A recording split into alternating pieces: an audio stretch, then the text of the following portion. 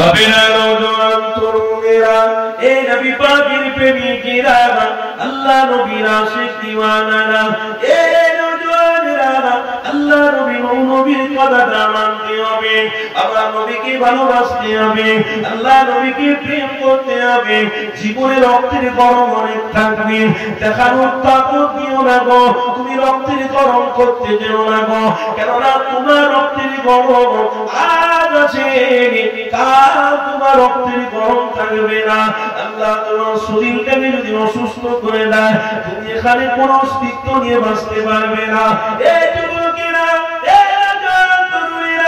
আল্লাহ নবী আবার তাই তো আজ থেকে 1000 বছর আগে আল্লাহ নবী সাহাবাদেরকে ঈমানি কথা বলতেছে আল্লাহ নবী অপমান হয়েছে আল্লাহ নবী দুঃখ পেয়েছে কষ্ট পেয়েছে তবুও নবী আবার তোমার কথা আমার কথা বলে রে তোমার কথা আমার কথা বলতে পারে রে কেননা দয়া নবী এইরকম নবী কোরআন নবী আলাইহিস সালাম ছিলেন না এই যুবকেরা হযরত আদম নবী এসেছে হযরত শীস নবী এসেছে হযরত উযাইর নবী এসেছে হযরত উযাইর নবী এসেছে হযরত ইদ্রিস নবী এসেছে হযরত ইব্রাহিম নবী এসেছে হযরত মুসা নবী এসেছে সব নবীরা আল্লাহ পাকের পক্ষ থেকে নবী হয়ে এসেছে কিন্তু তোমাকে আমাকে জানিয়ে দিয়েছি আল্লাহ সমস্ত নবী আলাইহিস সালাম থেকে মুহাম্মদ রাসূলুল্লাহকে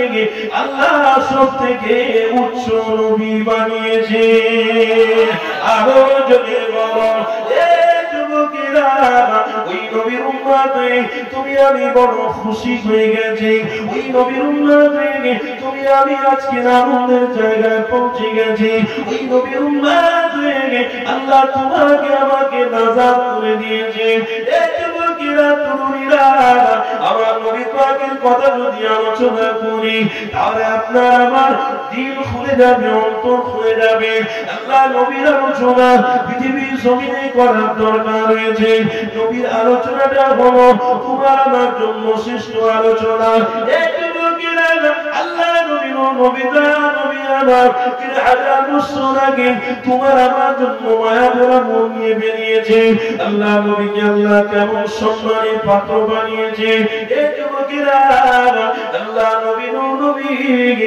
এক তারিখে মসজিদে কাবা মসজিদে নববী থেকে বেরিয়ে গিয়ে আমার নবী পাক কাবা বাইতুল্লাহ দিকে গেছে আল্লাহ নবী কাবা বাইতুল্লাহ পাশে বসে রয়েছে আল্লাহ নবী দুঃখ পেয়ে গেছে আল্লাহ নবী দুঃখটা আমার আল্লাহ তাকে সহ্য হলো না আমার আল্লাহ জিবরাইল ফেরেশতাকে পাঠিয়েছে আমার ফেরেশতা জিবরাইল আমার হাবিবের কাছে চলে যাও আমার হাবিব কেন দুঃখ পেয়েছে আমার হাবিবের দুঃখ আমি আল্লাহ আমার দ্বারা সহ্য করা যাবে না হযরত জিবরাইল আলাইহিস সালাম আমার নবীর কাছে এসে সালাম দিয়ে দাঁড়িয়ে আছে আমার আল্লাহর বাবা আমার রাসূলকে বলতে যে ইয়া রাসূলুল্লাহ হাবিবাল্লাহ রাসূলুল্লাহ আপনাকে অনেক কষ্টের মধ্যে দেখে আল্লাহ আপনার প্রতি এমন করে ফয়সালা করেছে আপনার দুঃখের জন্য আল্লাহ ফয়সালা করেছে তাদের ঘরে ধ্বংস করে শেষ করে দেবে হযরত জিবরাইল আলাইহিস সালাম ঘোষণা দিচ্ছে তার সাথে সাথে হযরত জিবরাইল আলাইহিস সালাম আমার নবী পাককে ঘোষণা দিয়েছে ইয়া রাসূলুল্লাহ ইয়া হাবিবাল্লাহ আল্লাহ পাক খুশির খবর দিয়েছে কি খুশির খবর আপনাকে মেসেজ দিয়েছে আপনাকে আল্লাহ নিজে নিয়ে 70,000 পর্দা তুলে দিয়ে আপনার সাথে ডাইরেক্ট দেখা করবে বলেছে আরো যদি বলো এ যুবকেরা তরুণীরা হযরত জিবরাইল আলাইহিস সালামের কথাটা সত্য ছিল কেননা পবিত্র কোরআন হলো আল্লাহ কোরআনের মধ্যে আল্লাহ স্পষ্ট ভাষায় জানিয়েছে সূরা বনী ইসরাঈল 15 পারার মধ্যে রয়েছে সুবহানাল্লাযী আসরা বিআবদিহি লাইলাম মিনাল মাসজিদিল হারাম ইলাল মাসজিদিল আকসাল্লাযী বারাকনা হাওলা আল্লাহ পবিত্র কোরআনে জানিয়েছে ওরে আমার বান্দা বান্দিরা আমার হাবিবকে আমি আল্লাহ বড় মর্যাদা করে বানিয়েছি, আমার হাবিবকে বড় মাকাম দিয়েছি, আমার হাবিবকে অনেক বড় সম্মানের পাত্র দিয়েছি। এই যুবকেরা, আল্লাহ নবীকে আল্লাহ মিলাদ দিয়েছে, দিদার দিয়েছে, এটা আপনাকে আমাকে অস্বীকার করতে হবে না। আল্লাহ পবিত্র কোরআনে জানিয়েছে, ওই আমার বান্দা বান্দীরা আমার হাবিবের সাথে আমি ডাইরেক্ট দিদার দিয়েছি, এটা অস্বীকারের জায়গা নয়। কোন নবী আলাইহিস সালাম জ্ঞানী দিনি আমার হাবিবকে কেন দিয়েছি? আমার হাবিব আমার কাছে সব থেকে বড় পিয়ারা। আরো যদি বলুন কি গো বাপেরা, ওই নবীর কথা শুনছেন, অসুবিধা হচ্ছে? কার পেয়ারা? রসুল কার প্রিয়? কার প্রিয়? আপনি যদি সেই রসুলের প্রিয় হয়ে যান তো আল্লাহ আপনার প্রিয় হয়ে যাবে। জোরে বলবো, কিন্তু ধরতে হবে রসুলকে, প্রেম করতে হবে রসুলকে, ভালোবাসতে হবে রসুলকে। আজকে রসুলের দেখানো রাস্তাকে আমরা ইচ্ছা করে ঠেলে দিয়েছি। আর দেখুন রসুলের দেখানো রাস্তাতে কেউ আছে? আপনারা বললে বলে হুজুর বড় বড় কথা বলছে, বললে হুজুর বড় বড় একটু কথা হয়ে যাচ্ছে। আপনারা রসুলের দেখানো রাস্তার মধ্যে আছে? যদি থাকতেন আল্লাহর ওই কোরআনের আয়াতটা আপনার মনে পড়তো, কি ইয়া আইয়ুহাল্লাযীনা আমানু, হে বিশ্বাসীগণ, কু আনফুসাকুম ওয়া আহলিকুম নারা, তুমি নিজে বাঁচো, তোমার আহল পরিবারকে বাঁচাও। কোথায় থেকে? জাহান্নামের আগুন থেকে। তুমি নিজে বাঁচো, তোমার আহল পরিবারকে জাহান্নামের আগুন থেকে বাঁচাও। আমরা কজন আছি এখানে নিজে বেঁচেছি আর আমার আহল পরিবারকে জাহান্নামের আগুন থেকে বেঁচেছি? যদি বলি আপনারা দুঃখ পাবেন। কজন আছি? কজনের নামাজ পড়েছি বলেন? হ্যাঁ, কি আপনাদের কষ্ট হচ্ছে নাকি? অসুবিধা হচ্ছে নাকি? যা করো করো, কোনো অসুবিধা নেই। আমার কাজে আমি এসেছি, আমার কাজ করে আমি বেরিয়ে যাবো। ইমানি মাহফিল করে তুমি কিছু দিতে চাও নাও, না নাও সেটা তোমার ব্যাপার। তুমি আখিরাত গুছাতে এসে তুমি যদি শয়তানের দাসত্ব করো তো তোমার ব্যাপার। আর তুমি যদি আখিরাত গুছিয়ে নাও, তুমি যদি নাজাত পেয়ে যাও, তাহলে তোমারই নাজাত হবে, আল্লাহ তোমাকে নাজাত করবে।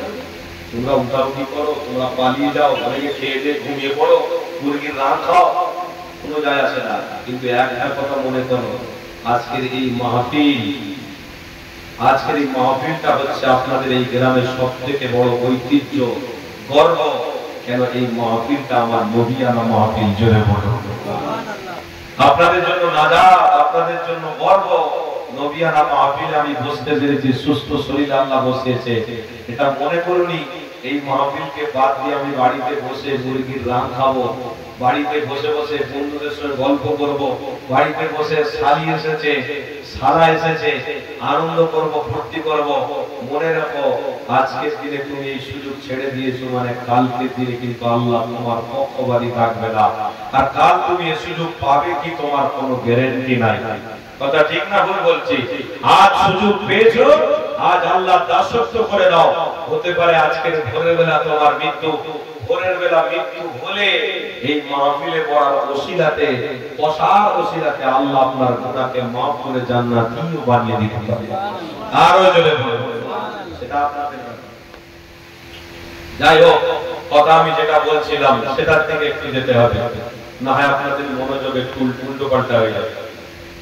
হ্যাঁ, কি বলছিলাম? ইয়া আইয়ুহাল্লাযীনা আমানু কু আনফুসাকুম ওয়া আহলিকুম নারা, তুমি নিজে জাহান্নামের আগুন থেকে বাঁচো, আহল পরিবারকে জাহান্নামের আগুন থেকে বাঁচাও। আপনারা বলুন কি করেছেন? ফজরের নামাজ পড়েছেন, তাহলে জাহান্নামের আগুন থেকে বাঁচলেন কি করে? আচ্ছা, মাহফিল দেওয়া কিন্তু কবুল হবে তখন যখন ঈমানদারদের মধ্যে ঈমানের নূর আসবে, তখন মাহফিল সার্থক হবে, তখন মাহফিল কবুলিয়াত হবে। আর তো মিশামিশি মাহফিল কবুলিয়াত কোনোদিন হতে পারে না। কেন? এই মাহফিলের কেন্দ্র করে একটা মানুষ যদি হেদায়েত হয়ে যায় তো আল্লাহ তার ওসিলায় পুরো সমাজটাকে হেদায়েত করে দিতে পারে। জোরে বলুন। তবে মাহফিল সার্থক হবে না, হয় মাহফিল কোনোদিন সার্থক হবে না। আর মাহফিল করা হয় কেন? কেন? আমরা সবাই আল্লাহ ভীরু হয়ে যাবে, আমরা সবাই নবী প্রেমিক হয়ে যাবে, তাই মাহফিল করা হয়। না হয় মাহফিলের কোনো দরকার ছিল না। তাই তো আপনাকে বলা হচ্ছে যে আপনি জাহান্নামের আগুন থেকে বেঁচেছেন। আপনাদেরকে বলছি জাহান্নামের আগুন থেকে বেঁচেছেন? হ্যাঁ বেঁচেছেন। কি করেছো? আপনি শরিয়ত মানে, আপনি নবী মানেন, কি করেছেন? ফজরের নামাজ পড়েছেন? না হুজুর হয়নি। জোহর? না হুজুর হয়নি। আসর হয়েছে? হ্যাঁ হুজুর হয়েছে, আসর হয়েছে। না আপনি আসরের নামাজ পড়েছেন? আপনার ছেলেকে আসরের নামাজ পড়ানোর জন্য বলেছেন? বাবা আমিও নামাজ পড়তে যাচ্ছি, তুইও চল। তাহলে কোথায় জাহান্নামের আগুন থেকে বাঁচা হলো বলুন? আপনি নিজে যদি জাহান্নামের আগুন থেকে বাঁচলেন, আপনার পরিবারকে জাহান্নামের আগুন থেকে বাঁচিয়েছেন কি?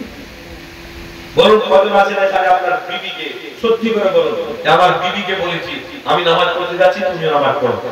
কজন আছে আপনার? আপনি নামাজ পড়তে গেলেন, আপনি মনে করছেন আমি তো জাহান্নামের আগুন থেকে বেঁচে গেছি, তো আমার বিবি বাঁচলো না বাঁচলো ওটা আমার দায় নাকি? না। তাহলে আমার রাসূলকে এত কষ্ট করার কোনো দরকার ছিল না।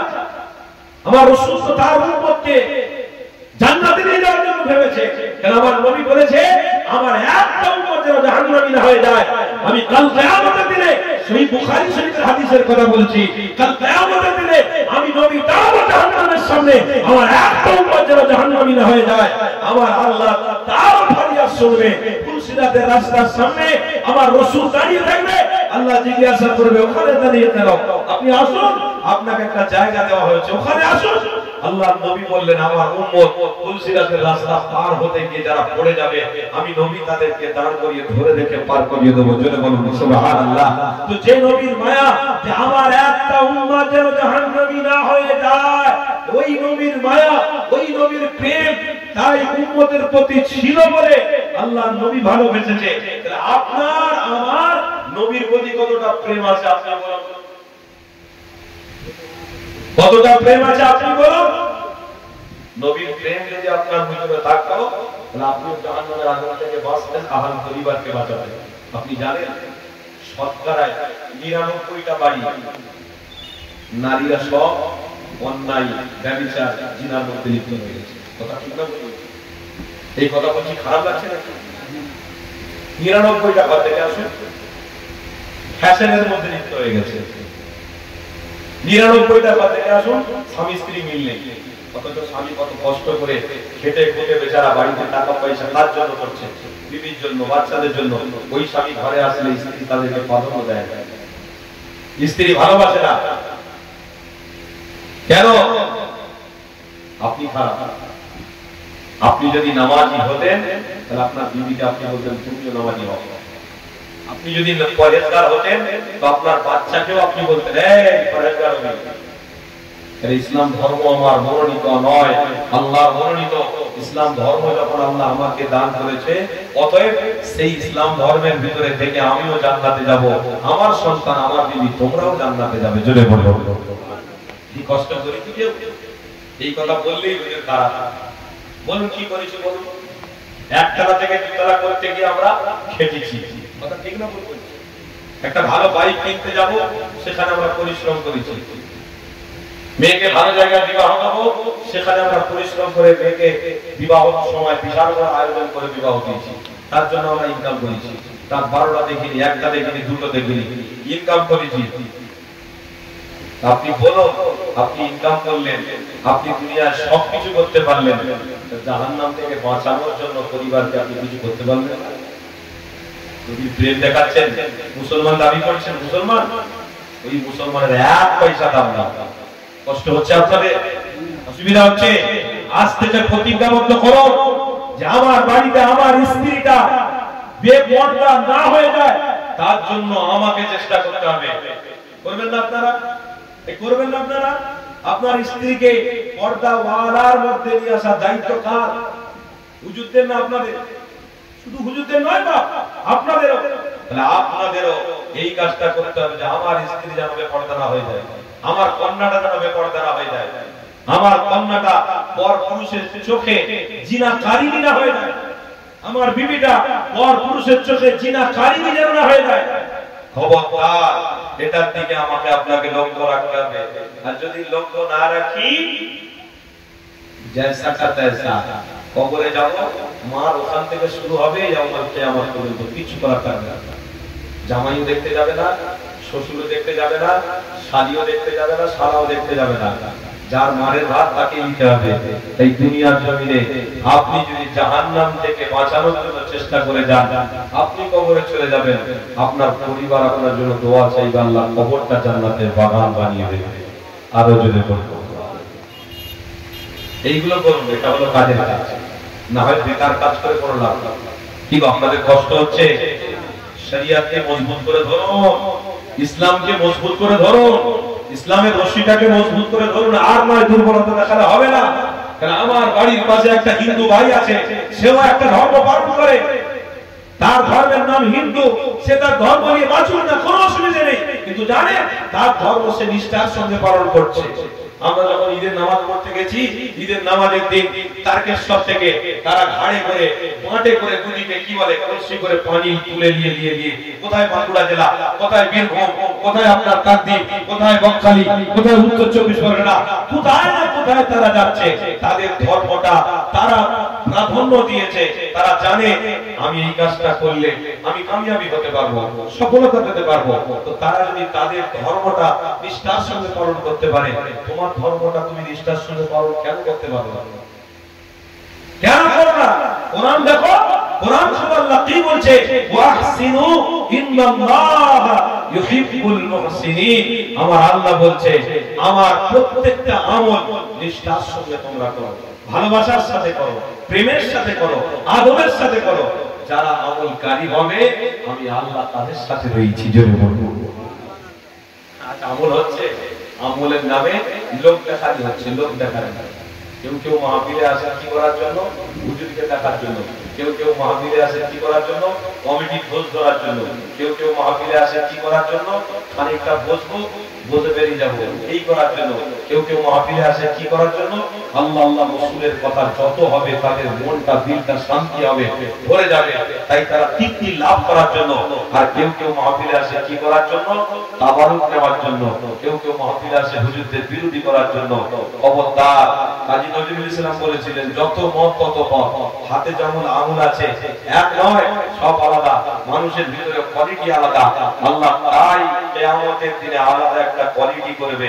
একটা মুশরিকদের কাতার হবে, একটা জাহান্নামীদের কাতার হবে, একটা বেদীনদের কাতার হবে, আর একটা মুসলমানদের কাতার হবে।